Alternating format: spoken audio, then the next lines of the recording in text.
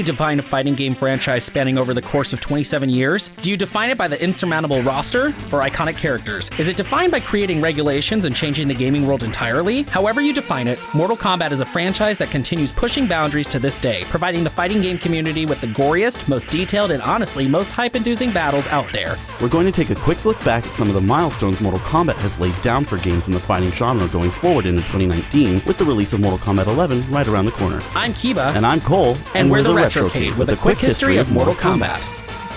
Back when Midway Games was around, Mortal Kombat was just a small brainchild of Ed Boon and John Tobias, wanting to reinvent the arcade fighter. With Street Fighter being all the rage at the time under Capcom's name, Boon and Tobias wanted to take some of the features of the 2D fighter that seemed to be somewhat annoying or frustrating to players and flip it on its head to make it more appealing and also a part of the mechanics. The Kung Fu Fighter opted to take the Street Fighter stun mechanic and put it at the end of a match, rather than in the middle, allowing the winning player to take one final blow, the Fatality. The iconic Finish Him was only one of many changes to make Mortal Kombat stand out as a top-tier arcade fighter. Using photorealistic capture and actors to portray their fighters, Mortal Kombat stood out in front of the rest for its realistic violence for the time and over-the-top fighting styles. From ripping out spines to uppercutting someone's head off, Mortal Kombat had every gamer covered in its arcades and eventually, starting in 1993, at home on consoles. The SNES and Sega Genesis were the first home consoles to port Mortal Kombat, while the Game Boy and the Game Gear were chosen for handheld ports. Mortal Monday was then created, with Mortal Tuesday coming straight after in 1994 with the release of Mortal Kombat 2.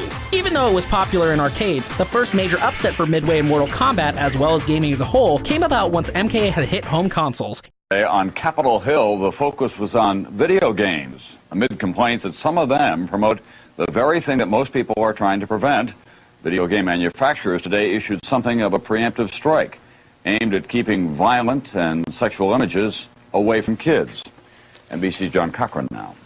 The makers of some video... In 1993, a Senate committee held a court case detailing violence in video games needing to be monitored, kept away from the eyes and grasp of younger audiences. The ESRB rating system was then created, starting out with a GA, MA13, and MA17 rating system, then soon evolving into the EA, ETM, and AO ratings we know today. With the success of Mortal Kombat and Mortal Kombat 2, Boon, Tobias, and Midway Games saw a resurgence of home console and arcade fighters coming out before the release of Mortal Kombat 3.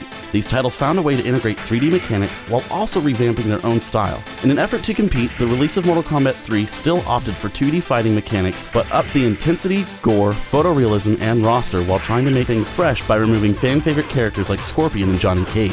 While Mortal Kombat 3 was still profitable and a huge success, Midway knew that if they wanted to stay ahead of the curve, they had to keep pushing the boundaries. With many spin-off games releasing mostly for PS1 and N64, Mortal Kombat returned to arcade cabinets with Mortal Kombat 4, featuring 3D computer graphics, 8 new characters, and the return of fan favorites. This was also the last arcade release for the MK series, marking the decline of arcades across the country. We wouldn't see another main entry Mortal Kombat game until 2002 with Deadly Alliance. Before that, Mortal Kombat had evolved into a series of action-adventure games, testing the waters with Mortal Kombat Mythology Sub-Zero, and continuing with Mortal Kombat Special Forces, both on the PlayStation. Deadly Alliance would mark the change in Mortal Kombat, where Midway and the team working on the game wanted to tell everyone that Mortal Kombat had returned and it was better than ever. They killed off Liu Kang and stated that this would be a brand new entry with a mixed bag of returning and new characters. Again, the hype and success of Mortal Kombat rose to the top, selling out for the Xbox, GameCube, and PlayStation 2 across the nation. This would start a trend in the main games here on out. In 2004, with Mortal Kombat Deception, Boon and team took to the fan bulletin boards and listened to their requests and suggestions, making Deception an unpredictable fighting game,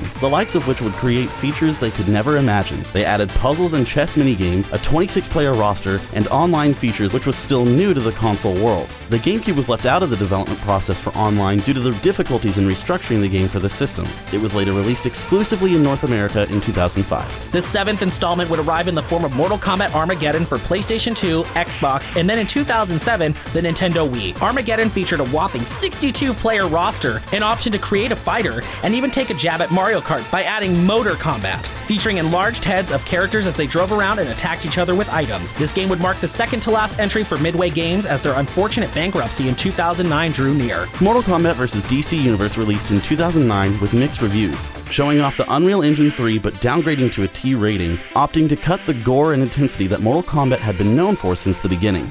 The lack of graphic content sparked controversy among the fanbase, but led DC fans to join in on the fun. Unfortunately, as mentioned before, this was the last Midway Games production of Mortal Kombat, selling the rights to Warner Brothers in an effort to save the franchise for a later time. Boon and team also joined Warner Brothers, creating NetherRealm Studios. Mortal Kombat would return in 2011 to much praise from the fanbase with heightened graphics under Unreal Engine 3, more fatalities, returning to the M rating, and even including some fan-favorite characters from previous entries like Noob Saibot, Sindel, and more. Mortal Kombat 9, as it is more commonly known, introduced X-ray moves, adding a new layer of shock and awe to the franchise. Mortal Kombat 9 was also the first Mortal Kombat game to feature DLC, adding Rain, Kenshi, Scarlet, and horror movie icon Freddy Krueger to the mix. This game blew up after its debut at E3 2010, selling over 3 million units by August 2011, and even won several Game of the Year awards, signifying that Mortal Kombat had truly returned. Now what do you do with a new team and a newly invigorated franchise? You take all you've learned from years and years of working and create something completely out of left field and over the top, that even the most iron stomach players would go, ugh. Mortal Kombat X, released in 2015, stunned and amazed audiences when the 2014 E3 trailer dropped. Brutalities, hyper-realistic gore and blood, and updated X-ray moves had been scaled up to 11, pushing the power of the PlayStation 4 and Xbox One to their limits with Unreal 3. Online play had returned better than ever, and the story still continued with fantastic character performances and newly interactable stages, likely taking notes from the success of Injustice Gods Among Us, another NetherRealm property.